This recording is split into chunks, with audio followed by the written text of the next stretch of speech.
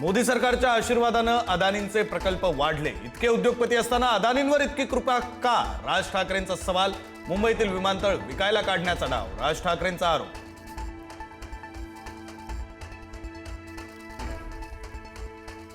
मुंबई अदानीच्या घशात घालण्यासाठी भाजपला मुंबई पालिका पाहिजे। इथं सर्व अदानीकरण सुरू आहे। उद्धव ठाकरेंचा घणाघात।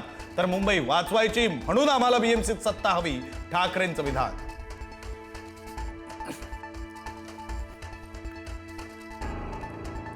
मराठी माणसासाठी ही शेवटची निवडणूक, चुकलात तर संपलात, राज ठाकरेंचा इशारा।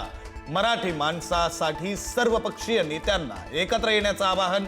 मुंबई वाचवायची आहे, गुजरातमध्ये जाऊ द्यायची नाही, राज ठाकरेंचं आवाहन।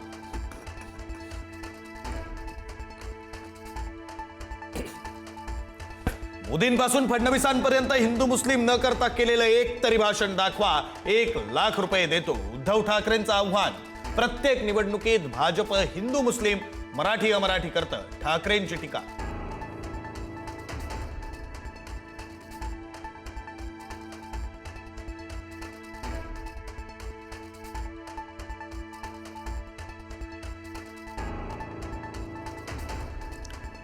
मुंबई गुजरातला जोडण्यासाठी भाजपचा लॉंग टर्म प्लॅन। राज ठाकरेंचा भाजपवर हल्लाबोल।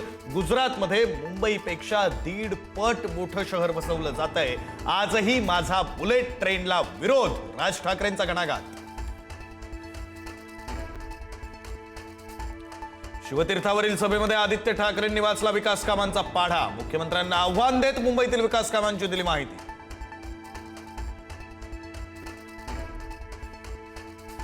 कुठलाही परिवार एकत्र येत असेल तर मला आनंद, राज ठाकरेंनी मला क्रेडिट दिलं यासाठी आभार। मुख्यमंत्री फडणवीसांची उपरोधिक प्रतिक्रिया।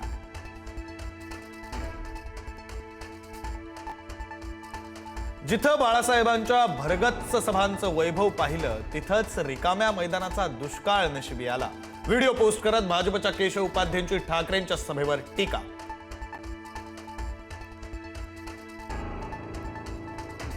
मुंबईमध्ये आज महायुतीची जाहीर सभा। शिवाजी पार्कात सभेचं आयोजन। ठाकरेंच्या आरोपांना फडणवीस शिंदे काय उत्तर देणार याकडे लक्ष।